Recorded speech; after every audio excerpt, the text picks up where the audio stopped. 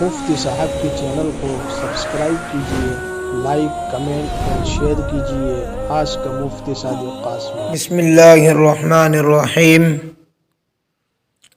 اگر کوئی شخص وتر کی نماز میں دعائے قنوت بھول جاوے اور رکوع میں چلا جاوے، پھر یاد آنے پر رکوع سے کھڑا ہو کر دوبارہ دعائے قنوت پڑھ لے، تو ایسی صورت میں اس شخص کی وتر کی نماز کا کیا حکم ہوگا؟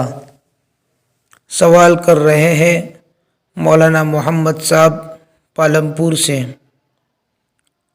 جواباً عرض ہے کہ وتر کی نماز میں دعائے قنوت کا پڑھنا یہ واجب ہے۔ اگر کوئی شخص اس کو بھول جاتا ہے تو اس شخص پر سجدہ سہو واجب ہوگا۔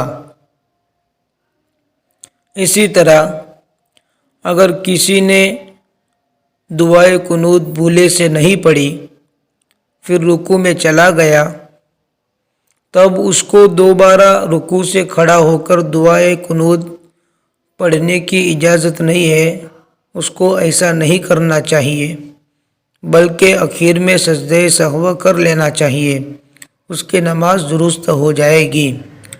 لیکن اگر پھر بھی کسی نے یاد آنے پر رکوع سے اٹھ کر دوبارہ دعائے قنوت پڑھی، اور اگر امام تھا مقتدی کے لقمہ دینے پر رکوع سے اٹھ کر دوبارہ دعائے قنوت پڑھی، تو ایسی صورت میں دعائے قنوت پڑھنے کے بعد سیدھا وہ سجدے میں چلا جائے، دوبارہ رکوع کرنے کی ضرورت نہیں ہے، اور آخر میں سجدہ سہو کر لے، اس کی نماز درست ہو جائے گی۔ اور اگر کسی نے دوبارہ رکوع بھی کیا اور آخر میں سجدہ سہو بھی کر لیا، تو اس صورت میں بھی اس کی نماز درست ہو جائے گی۔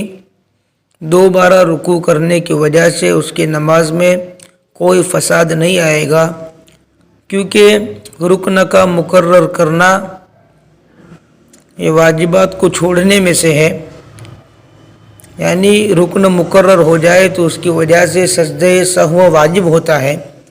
جب اس نے آخر میں سجدہ سہو کر لیا تو اس کی نماز درست ہو جائے گی۔ کوئی بھی صورت ہو، چاہے اس نے دعائے قنوت کو چھوڑ دیا ہو یا پھر رکوع میں چلا گیا اور دوبارہ کھڑے ہو کر دعائے قنوت پڑھ کر سیدھا سجدے میں چلا گیا اور آخر میں سجدہ سہو کر لیا۔ اسی طرح رکوع میں چلے جانے کے بعد اٹھ کر دعائے قنوت پڑھی اور پھر دوبارہ رکوع کیا اور پھر سجدے میں گیا، ان تمام صورتوں میں آخر میں سجدہ سہو کرنے سے وتر کی نماز درست اور صحیح ہو جائے گی، اس کو لوٹانے کی ضرورت نہیں ہے۔ فقط واللہ تعالی عالم بالصواب۔